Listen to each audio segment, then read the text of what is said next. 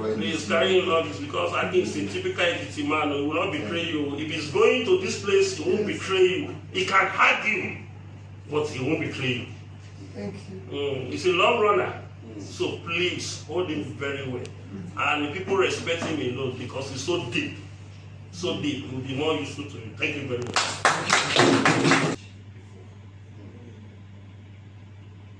You join the Labour Party from the scratch, and you now put the party into the national level as we are talking.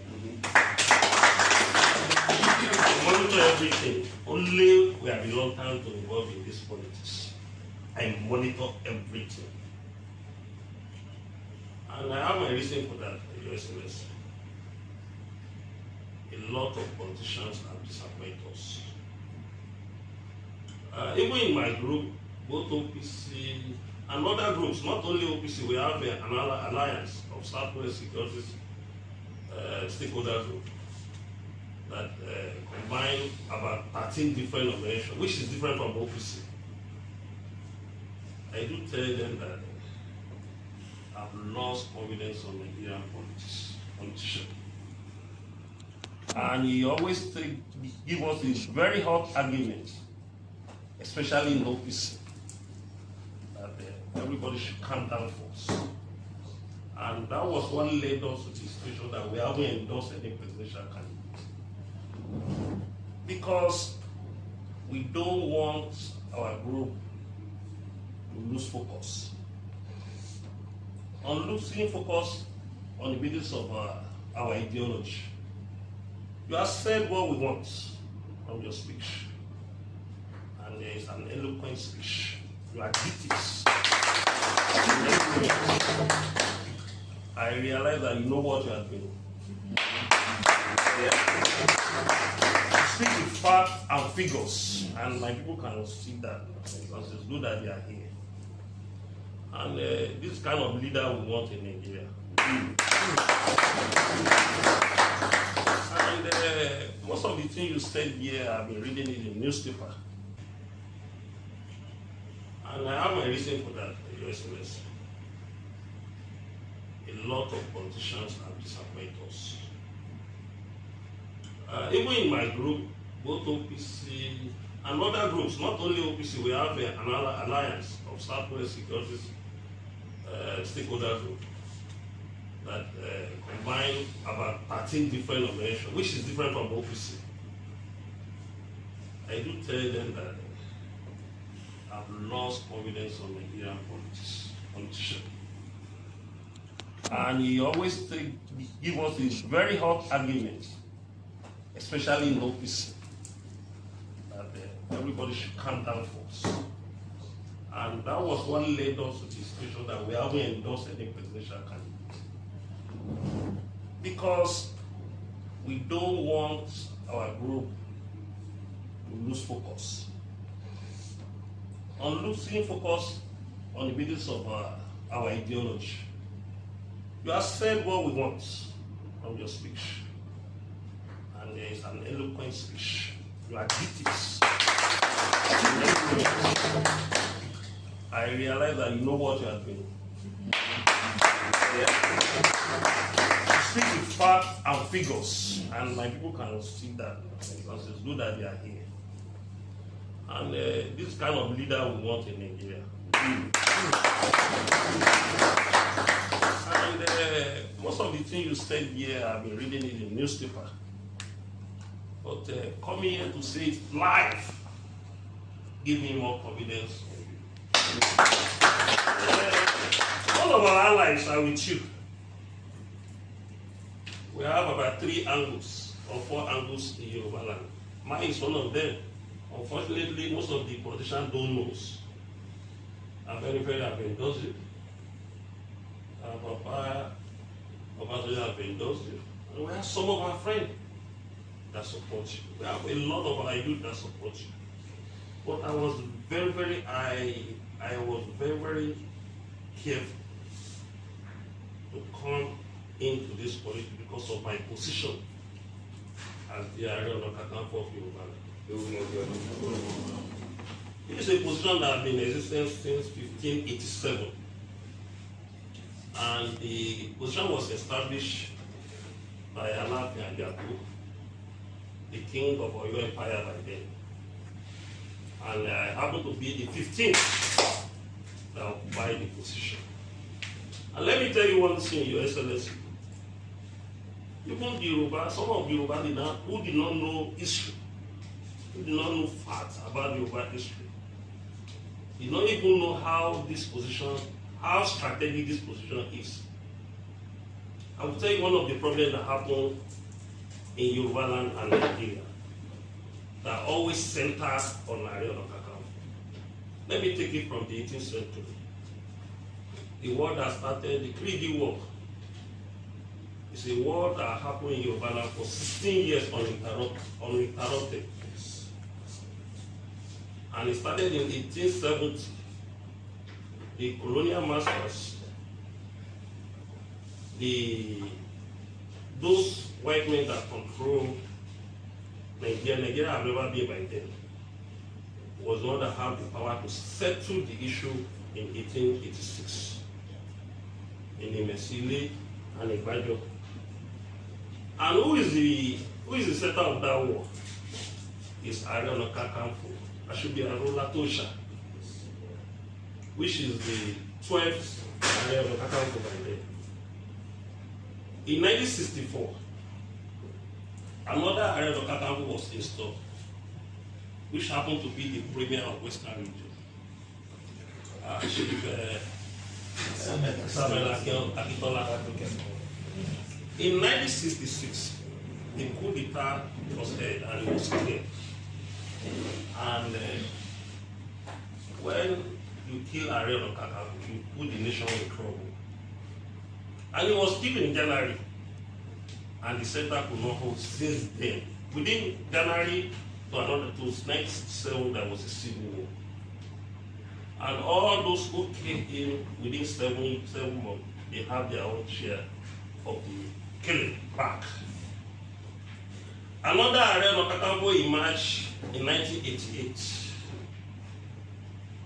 Ààrẹ Kashimawo Abiola, he contested for presidential election in 1993, and he won convincingly. The most free and fair election being held in Nigeria. And the military came and annulled the election. And he tried to fight for his mandates. He was arrested and detained, and he was killed in 1998. And even the foreign collaborators who conspired to kill him, within 3 years, I won't mention the name of the country, most powerful country, within 3 years of instigating Apart Abi to kill Abiola, has their own share of problem, and Nigeria has their own share of problem. And let me tell you, we have a traditional position that is higher than Ààrẹ Ọ̀nà Kakanfò, like Kabiyesi Ọọ̀ni of Ife, Alaafin that installed Ààrẹ Ọ̀nà Kakanfò. But the position of Ààrẹ Ọ̀nà Kakanfò is more strategic in certain places, security, even politically, from immemorial of our history. And I was so lucky because before I became Ààrẹ Ọ̀nà Kakanfò, I was not lazy. I'm a mobilizer. I believe on building structures. I believe on fostering an organization that will be useful to the society. I have Odua People's Congress on ground. I have Odua Progressive Union in abroad. And we have a Yoruba One Voice in abroad.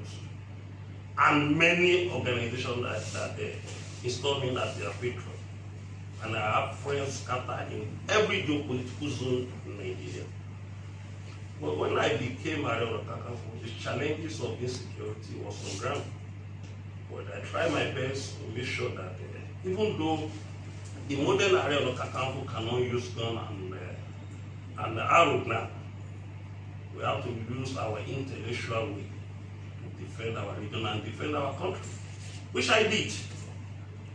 We have a council that have about 42 chiefs now. And about 85 to 90% of the chiefs, they are intellectual, first-class intellectual, that can represent Yoruba anywhere, even without material. But you have touched what we want on the issue of restructuring, which is very, very important and highly germane. We have been on this struggle since 1993. Even before, we have been in this struggle since 1991 through Alawa Akabashonu. Even before Chief M.K. Abiola contested in 1993. Well, we always said Nigeria cannot move forward without restructuring Nigeria. We have betrayed the ideology and the effort of our political leaders that agreed on independence in 1960. They agreed that the federative unit should develop at their own pace. And we have three regions. Later we have Middle Belt and Midwest. And things were going fine, Your Excellency. Things were going fine. But you know how politicians behave, they capitalize in just minor crises in the Western region, in the parliament. And they made sure they infiltrated the Western region, which later engulfed into crisis. That the military gave an excuse to organize coup in January 15 and truncate our first democracy. On the process, they now brought a unitary system of government. And since they brought unity system of government, we lose proper coordination in governance, the corruption rise to the highest order, and at the end of the day, when we involved in civil warfare from 1967 to 1970, we were living on the basis of mutual suspicions. And when a nation is living on the basis of mutual suspicions, that nation can never progress. If we don't go back to the basis and encourage 1960 Constitution or 1963 Constitution, all your analysis about the potentials of Nigeria, we cannot share. I can see that you have the intellect and your antecedents speak your sincerity and integrity. But it's very difficult for you to do it alone on the basis of unitary system of government. If you don't allow the federative unit good hands, even though you don't get them in the first election, maybe second election, you get them to work with you, that have the same mindset with you as number one citizen. That was the time we can achieve everything you have narrated, because I was listening to you. I was thinking that, oh my God, how can the electoral law, how did they not put presidential debates into the constitution on the basis of the electoral law? If you can say all these things, narrate all these things in the debate, Nigeria will know that we need you to be the president of the some of us are sitting down here, I did not know you will be more convinced with what you have said. I know you very well. We have met about 3 or 4 times. 2012, 2014, and maybe 2018, and we met last in Freedom Online Conference in Radisson about 2 or 3 years ago. And I remember vividly, when we are talking about restructuring, you look at us. You are being careful about it. You are so diplomatic about it. When we finished the conference, you were going. You saw me standing. How to take picture with Ariel Okaka. You come. You move back. Took that picture. If you remember on that day. And that was a very good sign of relationship and PR person. It's about the way you engage with the people. It's about the way you consult. You are coming to my house now to consult. If you monitor my speech for the past 1 year, I was being very, very careful about partisan issues. But you couldn't think along that side. You thought this man have a value that I can tap in. You come to my house with your personality, with everything God has given to you. You say you don't need our money. God has given you enough to survive you and your family. And even though you don't want to share it, those who work in your company and your business organization will benefit from it. Exactly.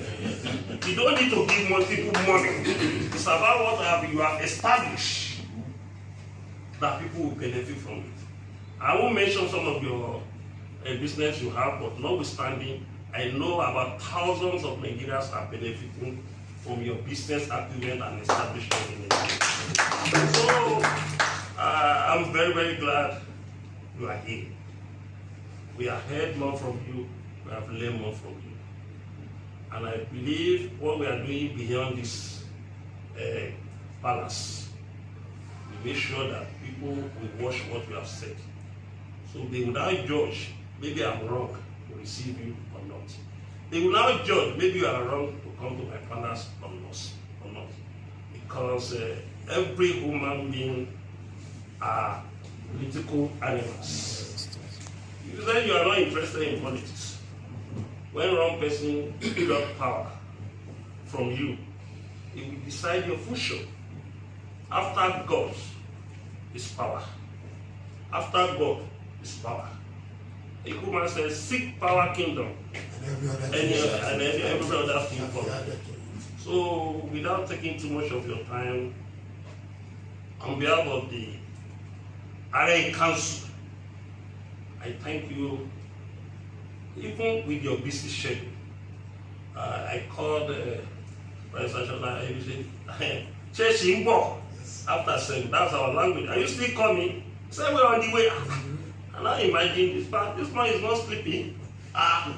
Somebody who is moving on the way after 7 o'clock, wake up maybe after 5. So that will show that you have the energy.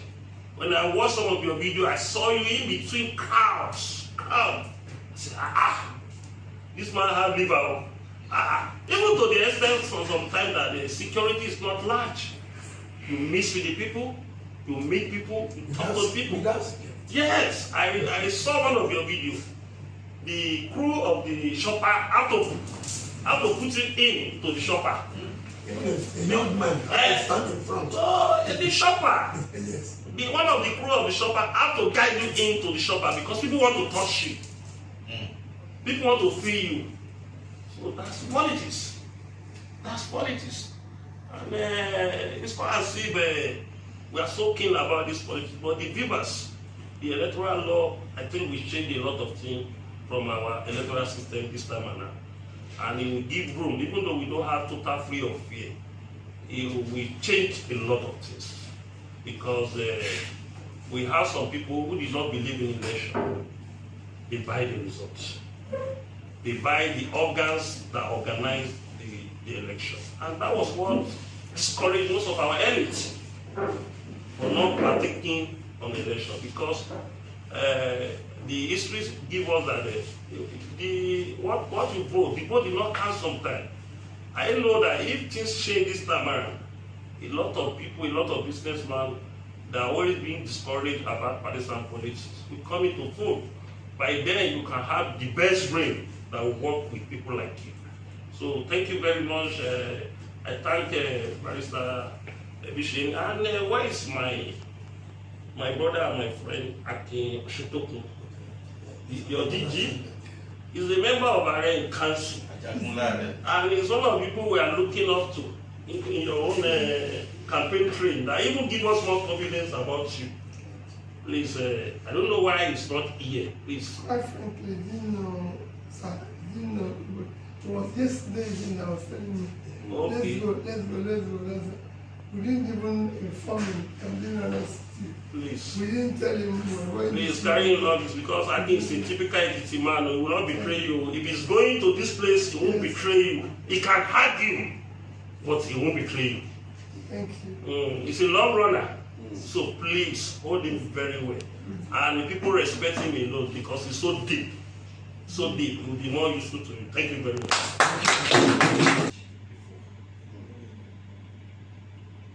You join the Labour Party from the scratch and you now put a party into the national level as we are talking. To monitor everything. Only we are reluctant to involve in this politics. I monitor everything. And I have my reason for that, Your Excellency. A lot of politicians have disappointed us. Even in my group, both OPC and other groups, not only OPC, we have an alliance of Southwest Securities stakeholder group that combine about 13 different organizations, which is different from OPC. I do tell them that I've lost confidence on Nigerian politicians. And he always give us this very hot argument, especially in OPC, that everybody should calm down first. And that was what led us to the situation that we haven't endorsed any presidential candidate. Because we don't want our group to lose focus. On losing focus on the basis of our ideology. You have said what we want from your speech. And there is an eloquent speech. You are critics. I realize that you know what you are doing.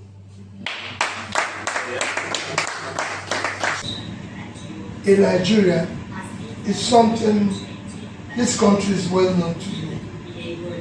The problems of this country is well known to you.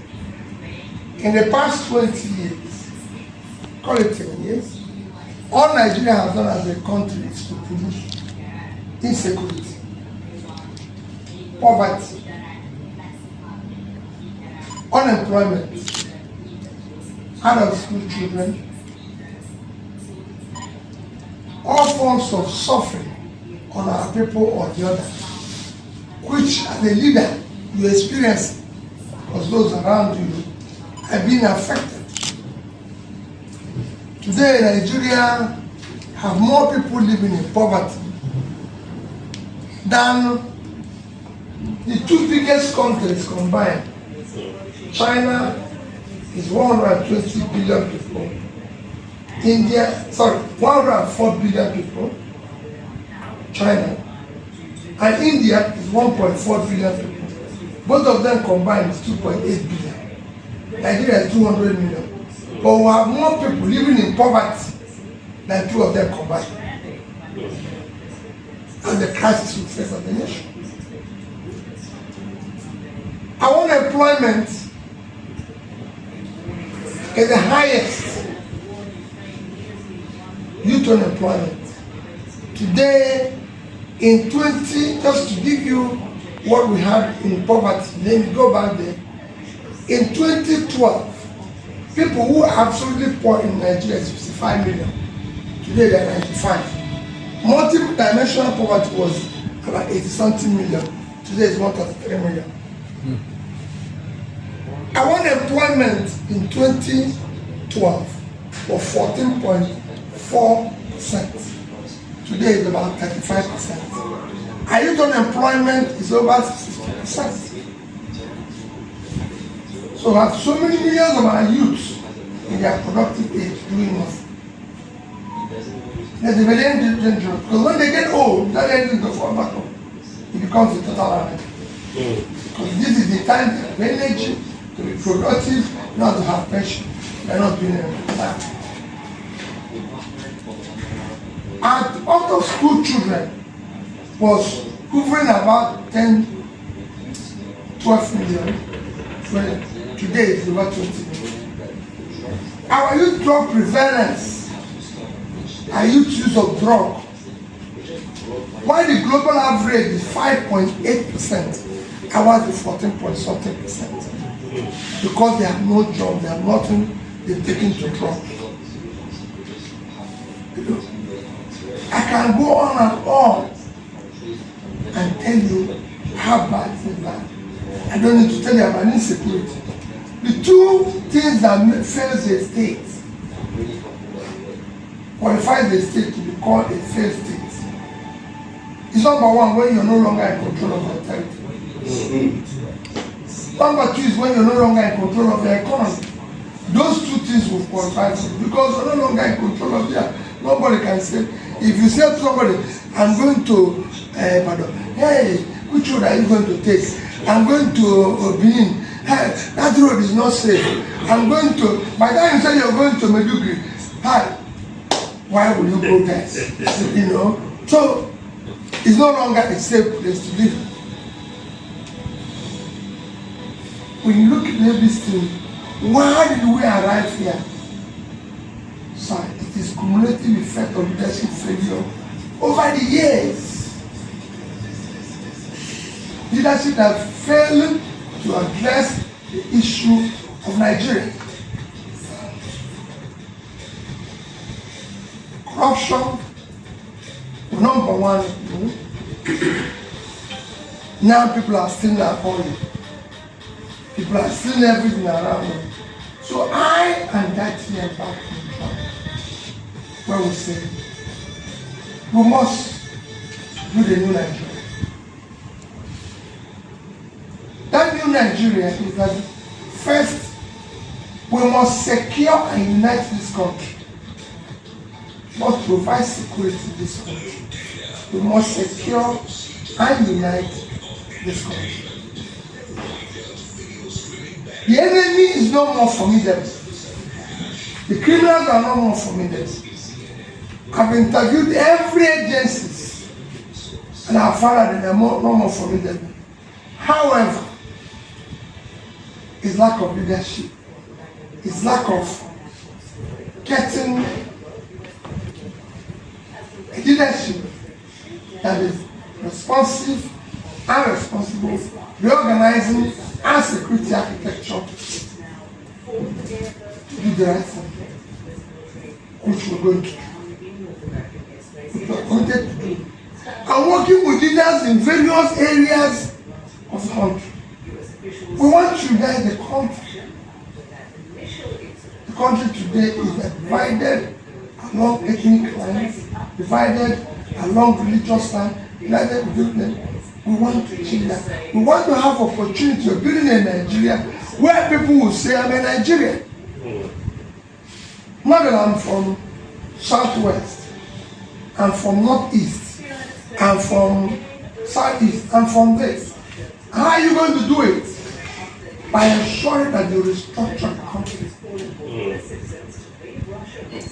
Where there will be justice, where there will be fairness, where there will be inclusiveness.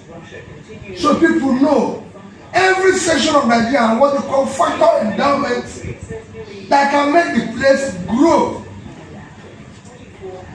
We want the country that is ruled by rule of law, where there will be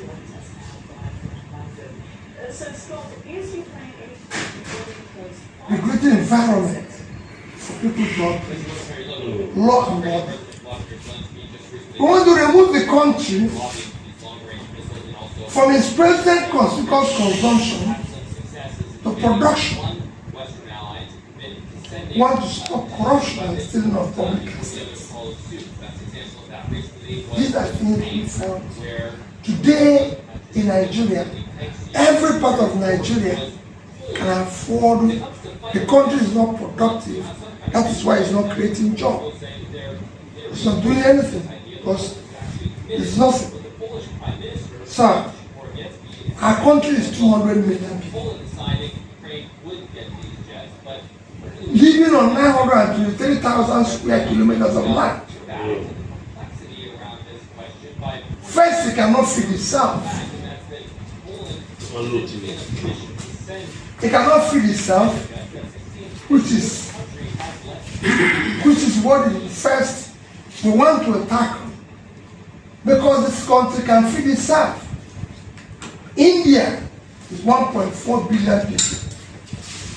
India is not only just feeding itself, India exports agricultural products. India lives on 3.2 million square kilometers of land. We live on 923,000 square kilometers. So we have 1/3 of Indian land and we are 1/7 of their population. So we have more land. for cultivation. We have more land for cultivation. But 60% of our land, arable land, are cultivated. And when we talk about restructuring, people think the other thing. I said to them, the biggest assets of Nigeria, unexplored assets of Nigeria today is in the north. Biggest physical asset. The vast uncultivated land in the north can change Nigeria. Our three biggest states can give us more money. Our agricultural space can give us 10 times what we are getting from oil that we're sharing. Our three biggest states can do that. Our number one biggest state is Niger State. 76.3 thousand square kilometers of land. And 7 local governments in Niger State is under the management of bandits. Nobody can go there. And I've gone there to interview the bandits. They told me they have no job. But they live on the most fertile land in the surface of the earth. But they have no job. Niger State is 2.5 times the size of Netherlands. Netherlands is 33,000 square kilometers without water. In 2021, Netherlands did agricultural exports of $120 billion. Niger State gets for statutory allocation annually about 50 billion naira. That means if Niger State is able to cultivate 5% of what Netherlands did, they will earn $6 billion. At 650 naira per dollar is 3.9 trillion. 80 times what they get from statutory allocation. But because Nigeria is not a productive place, they are waiting for money to be shared. Our second biggest state is Borno, which is our hub. Borno is 70.9 thousand square kilometers of land. Sambisa area, which is the problematic area, is 60,000 square kilometers. That is 10 times the size of Israel. Israel is 22.1 times 3 is 66.3. They are 60,000. It's 10% minus what it was. So it's 10 times the size of Israel. But it has no value to anybody's life. After the show, we will convert it into a farmland. That is what it is. Supposed to produce anything. Any other person that is living there has to go. That alone can change Nigeria, but it's not contributing anything. And this is how some have the first one. Our third biggest state is Taraba. Taraba is 54.4 thousand square kilometers of land. It is bigger than Belgium and Israel combined. These two, Belgium at 30.9 and Israel at 22.163. Taraba is bigger. But Taraba is 1 billion. Taraba is on banks of Mandela. In that bank, not only to do tourism, you can cultivate flower. Kenya did export of flower in 2021 of over $500 million. You can do coffee. Ethiopia did coffee export, $1.1 billion in 2021. You can do tea. Sierra Leone did almost $2 billion out of tea. So there's so much Nigeria has that can go for it. That's what for the North I've gone for everywhere in the North. I said to them, you will celebrate me as your president because I will pull your people out of poverty. We have 20 million out of school children. Most of them are domiciled in the South, in the North. And they say they're out of school children. But I've interviewed them. They've all learned Quran, which means they're intelligent. So I want to meet them at the point of learning Quran and teach them skill. They are the people all over the world. If you go everywhere in the world, you see people from Indonesia, which is the most populated Muslim country, You go see people from Afghanistan, everything. They are the ones who are driving taxis, house help, everything in Dubai and everything, and repatriating money to their people. We can export them. We will double our foreign remittances just by educating this people. And I want to see everybody. In the south here, it's the same thing. Ondo can feed itself, have shoreline, have all the minerals, have all the oil, have farmland where you can do what you want to do there. Lagos remains what it is today. Lagos have no improvements for years. Lagos will have been the transshipment of the world. Nigeria is today, even to fly out, we go to Ethiopia. Ethiopia is on the edge. Nigeria is at the center. Yes. We can't go to an edge transit. We're at the center of Africa. Nigeria should have been the transition hub if we have governance. The way it is in Dubai, that's the way it is. Nigeria would have been the transition hub. Make this the financial center. It is a simple thing. We have today, we have issue with our foreign exchange because we are not exporting anything. Foreign exchange, your foreign exchange rate is a function of your reserve. Your reserve is a function of your exports. We're not doing anything. For a country this size, 200 million people living on 923,000 square kilometers of land. Our total export 2021 was 18.9 trillion naira.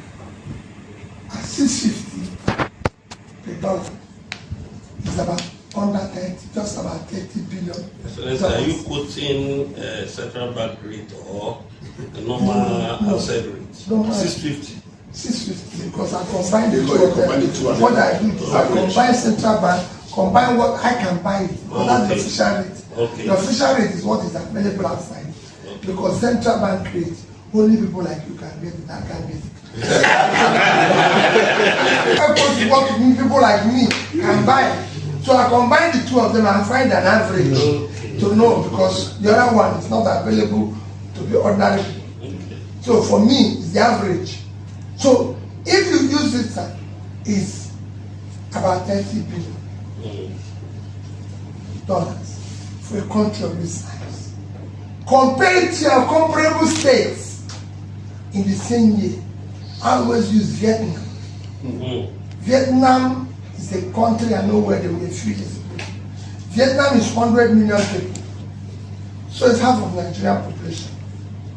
Living on 331,000 square kilometers. So they live on a 1/3 of our land and half of our population.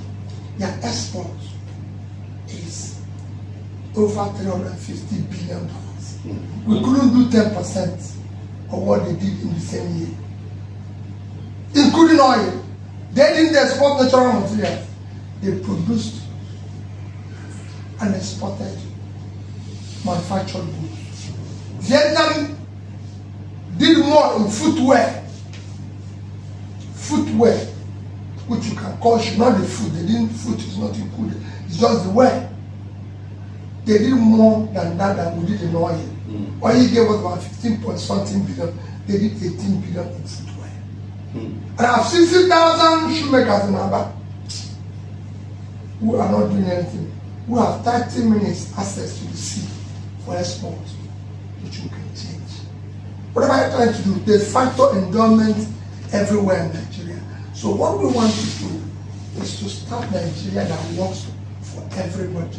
Nigeria that will work for everybody. When I mean it work for everybody, sir, it will work for everybody. And people will be proud to say, we are Nigerians. How we're going to do it is to start what I'm trying to explain to you today. Secure, unite Nigeria, make it productive, stop people from stealing public money. Public money must be used for public good. If you have opportunity of serving, please serve the people and go home. this year's election in 2 weeks' time is to ensure that this election is not by tribe. No tribe is safe in Nigeria. No ethnic group is safe in Nigeria. It is bad for Yorubas. There's poverty in Yoruba land. It is bad for the Igbos. There's poverty in Igbo land. It is bad for the Hausas, for the Fulani, everywhere. No tribe is secure. The north, where the president and everybody is no more secure than here. So we don't want this election to be. We want it to be election for Nigeria. We don't want an election by religion. We've had that nonsense in the past. No religion buys bread cheaper. I've asked Muslims, if you see where you sell bread cheaper, show me, because then Christians will come and buy the bread and go back and continue their church. Or Christians, show me where you do bread cheaper. I had a friend who was a pastor in Kano. He told me he started free food. He was shocked that on Sundays, Muslims come during the time they sell food to fold them and eat the food. And they go back and continue their religion. But then he start food, he noticed that when he's doing church, he has about 200, 300 people. One church ate to good food, they have over 1,000. Because everybody will come to eat the food. Because that's what it shows, that no tribe buys bread cheaper. Everybody is hungry. And there's no religion, doesn't have hunger, there's nothing. Cannot. Nobody has ever lived by saying, I believe in God, I won't eat today. You die. God has no religion. It's the song. So you must. So we don't want it to be anybody's turn. It is turn of our children, it is turn of the youth, laziness, to take back the country. Don't know what. This election is going to be by character we can trust. And that character begins by identifying yourself. My vice presidential candidate, Dati Baba Ahmed, is an alumnus of University of Maiduguri. Whether it was one day that he spent there or 2 days, he's an alumnus of the University of Maiduguri. He's an alumnus of the University of Westminster, where he did his PhD in economics. He's an entrepreneur. He has 2 functional universities. Everybody knows who he is. And he's alive. So is our party chairman, national chairman, who would have come with me this morning and asked me, Julius Abure, is it? My name is Mr. Peter Obi. Everybody knows I'm an alumnus of the University of Nigeria, Nsukka, Lagos Business School, Said Business School, Oxford University, George Business School, Cambridge University, IMD in Switzerland, Kellogg Graduate School. I can go on and tell you, they're documented. If you go to Oxford now and say, Peter, they will show you my alumni number. If you press it and say, University, Cambridge, they will show it to you. It's clear. I've worked, I'm a businessman. I built a business overseas. I built a business here, a social business. I was a trader who grew my business. Left it, went into the corporate world. I've chaired corporations, banks, ever in Nigeria. I've been the youngest chairman ever of a bank. I've been the only person when Federal Bank said nobody should be a director in more than one bank. I was sitting on 3 bank boards because the bank wanted me. I've chaired Security and Exchange Commission. So everybody knows who I am in the corporate world. I've been a governor for 8 years. And I've challenged everybody, go to where I've governed for 8 years. If they say any of their money is missing, come and hold me responsible.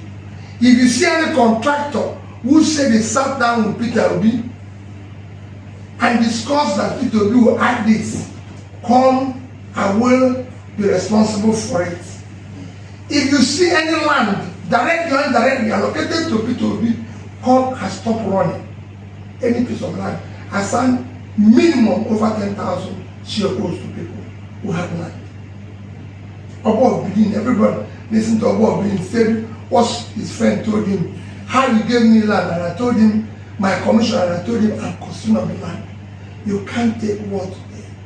And when he argued, I would tell my commissioners that when I came here to serve, I told God, if I take their money, I'm not entitled to punish me and my children. You gave me enough. I had enough. I have no reason to have resource to public money. I have more than enough. In my own share, I didn't say I have too much to give people, but I have enough for myself and my family, but not to share to people. And I said, because of it, I came to serve you. I spent 8 years, became #1 in Millennium Development Goals, which is the only measure of development. I was #1 in education. It's by UNDP, not by Nigeria. I was #1 in education from 26. When I started, I was 26. Oyo was 25. Why performance? Why can Neko? The next year, Oyo was 26. I was 25. I was 26. By the time I left, I was #1 for 3 years. It's a record there. I won the Gate Prize 3 years on health. So just measure locally. Everybody pulling people out of poverty knows that I did the first physical destiny in Anambra State. I did not owe salary. I did not owe pension.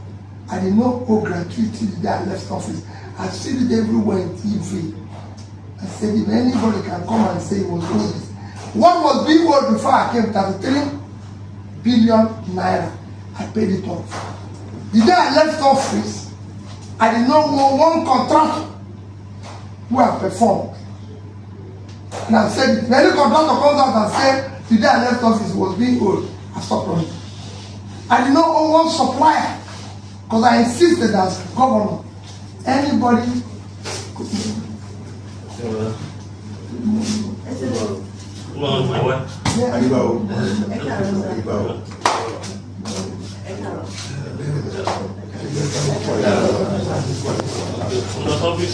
Good luck. Anybody who said being old while I was in office, I will come and leave office. I'll stop running. I didn't know owe anybody. And on the day I left office, every person that knows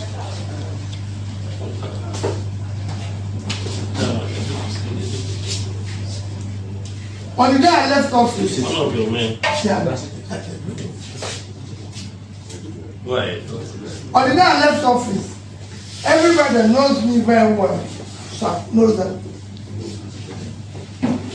I left in 3 banks. There are banks you know, Access Bank of Nigeria. I left there for Anambra State, $50 million. I didn't say